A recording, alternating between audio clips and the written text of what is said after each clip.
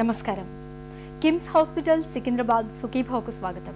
ఈరోజు సుఖీభావలో చలికాలంలో ఏం తినాలి, బోన్ మారో ట్రాన్స్ప్లాంట్ ఎప్పుడు చేస్తారు, కాన్పు తర్వాత బరువు ఎలా తగ్గాలి, ఇంకా సమస్య సలహా, హెల్త్ టిప్.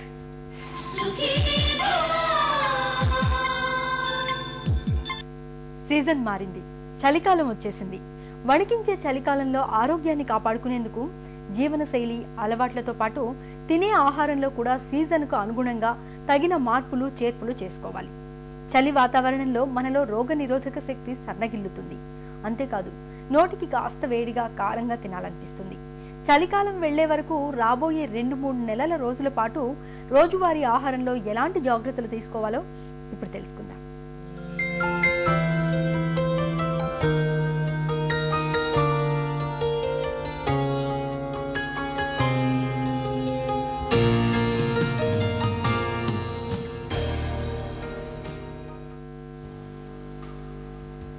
చలికాలంలో బారెడు పొద్దెక్కినా లేవబుద్ధి కాదు. మరి కాసేపు నిద్రపోవాలనిపిస్తుంది.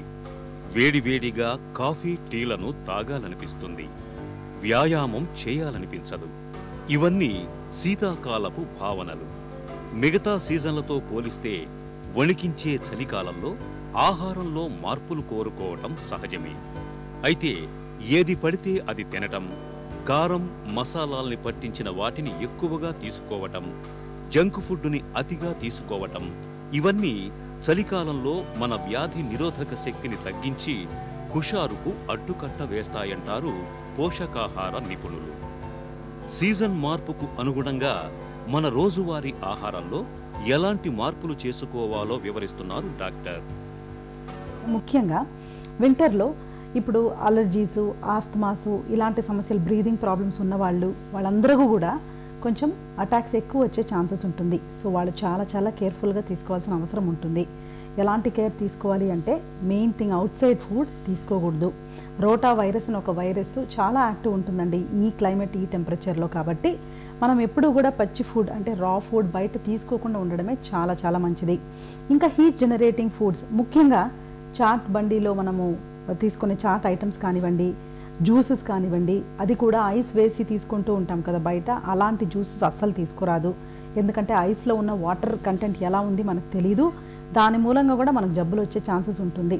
ఇంకా మిగిలినది ఏంటంటే, main thing heat generating foods అని కొన్ని ఉంటాయి. For example pepper, masala items, అవన్నీ కూడా చాలా మంచిది. లిమిట్లో తీసుకుంటే ప్రాబ్లం ఏమీ లేదు. ఇంకా కూడా కొన్ని నోస్ బ్లాక్స్ అలాంటివన్నీ కూడా చక్కగా రిలీవ్ చేస్తుంది. బ్రీదింగ్ కూడా మనకు ఈజీగా సులభంగా అయ్యేలాగా చూస్తూ ఉంటుందన్నమాట. సో ఇలాంటి ఫుడ్స్ ఫెసిలిటేట్ చేస్తే బాడీ టెంపరేచర్ని పెంచడమే కాకుండా బయట ఉన్న చలికి మనం తట్టుకునే విధంగా కూడా మనకు దారితీస్తుంది. ఇక గ్రీన్ చిల్లీస్ కానివ్వండి, క్యాప్సికమ్ కానివ్వండి, వీటిలో ఉన్న కెప్సిసేసిన్ అనే ఒక ఎంజైమ్ కూడా మనకు హీట్ ప్రొడ్యూస్ చేస్తుంది అనమాట బాడీలో. సో అవి తీసుకుంటే కూడా చాలా మంచిది. ఏవి అవాయిడ్ చేయాలంటే, రెఫ్రిజిరేటెడ్ ఫుడ్స్ అవాయిడ్ చేయాలి.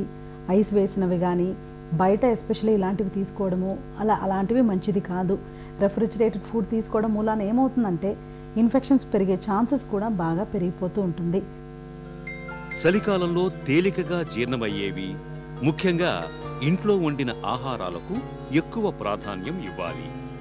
నువ్వుల నూనె, ఆలివ్ నూనెలతో వండుకోవటం ఈ సీజన్లో చాలా మంచిది. చల్లని పదార్థాలకు, వేపుళ్లకు వీలైనంత దూరంగా ఉండాలి. ముఖ్యంగా గోరువెచ్చని నీరు, ఓట్లు, గోధుమలు, పాలు చర్మాన్ని చక్కటి ఆరోగ్యంతో ఉంచుతాయి. వంటల్లో అల్లం, దాల్చిన చెక్క, యాలకుల వంటి దినుసుల్ని ఎక్కువగా వాడుకోవాలి. ఇప్పుడు వింటర్లో హై ఆల్టిట్యూడ్లో ఉన్నప్పుడు కూడా మనకు, అంటే కొంచెం హిల్ స్టేషన్స్లో అలాంటి సమయాల్లో మనం వెళ్తున్నప్పుడు కూడా మనకు ఒక రకమైన మెటబాలిక్ రేట్ అనేది పెరుగుతూ ఉంటుంది. బేసిక్గానే వింటర్లో మెటబాలిక్ రేట్ అనేది ఎక్కువ ఉంటుంది. కాబట్టి ఈ సమయంలో మనము తీసుకోవాల్సిన ఆహారం కూడా కరెక్ట్గా ఉండాలి. అంటే షుగర్ ఉన్నవి ఎక్కువ తీసుకొని మెటబాలిక్ రేట్ మూలంగా వెయిట్ పెరగడం అలాంటివి కూడా మనం చూస్తూ ఉంటాము. ఇంకొకటి ఏంటంటే, ఈ దాహం అనేది మనకు, ఈ స్టిమ్యులస్ అనేది మనకు అసలు తెలియదు ఈ టైంలో. అంటే ఎక్కువగా దాహం వేయడము అలాంటివి కూడా మనం చూడము. సమ్మర్లో అయితే మనకు గడిగడిగా దాహం వేస్తూ ఉంటుంది కాబట్టి మంచినీరు కూడా తాగుతూ ఉంటాం. వింటర్లో జరిగే ప్రాబ్లం ఏంటంటే, బాడీ కరెక్ట్గా టెంపరేచర్ని తట్టుకోగలగాలి అంటే వాటర్ ఎక్కువ తీసుకుంటూ ఉండాలి. మీరు చూస్తే స్కిన్ కూడా చాలా డ్రై అయిపోతూ ఉంటుంది ఈ ఎక్స్ట్రీమ్ టెంపరేచర్ మూలాన. సో స్కిన్ ఎందుకు డ్రై అయిపోతుందంటే దానికి రీజన్ కూడా మనకు వాటర్ ఉండొచ్చు. సో వాటర్ లెవెల్స్ తగ్గిపోతూ ఉన్నప్పుడు ఇంకొంచెం డ్రైనెస్, స్కిన్లో ఉన్న ఇంటెగ్రిటీ కూడా తగ్గే ఛాన్సెస్ ఉంటుంది. సో ఆహారం అనేది, నీరు కానీ ఇవన్నీ కూడా లోపలవి ఒక సింబలే, బయట కనిపించేవి మనకు లోపల బాడీ ఎలాంటి స్టేటస్లో ఉంది అనే దానికి కారణమే. సో వేడివేడిగా తినాలి. చలికాలంలో కొంతమందికి జలుబు, ముక్కు దిబ్బడ, కఫం వంటివి వదలకుండా వేధిస్తుంటాయి. ఇలాంటప్పుడు కొన్ని రోజుల పాటు సూపులు, తేలికగా అరిగే ఆహారాల్ని ఎక్కువగా తీసుకోవాలి. చలికాలంలో తలెత్తే అనేక సమస్యలకు అల్లం చక్కటి పరిష్కారం. నిత్యం అల్లంతో చేసిన టీని సేవించటం చాలా మంచిది. అన్ని వంటకాల్లో పసుపునకు ప్రాధాన్యం ఇవ్వాలి. దీనివల్ల శ్వాసకోశ ఇబ్బందులు చాలా వరకు తగ్గుతాయి. ఈ కాలంలో ఉసిరి సర్వరోగ నివారణగా పనిచేస్తుంది. ఉసిరిని తరచుగా తీసుకుంటూ ఉండాలి.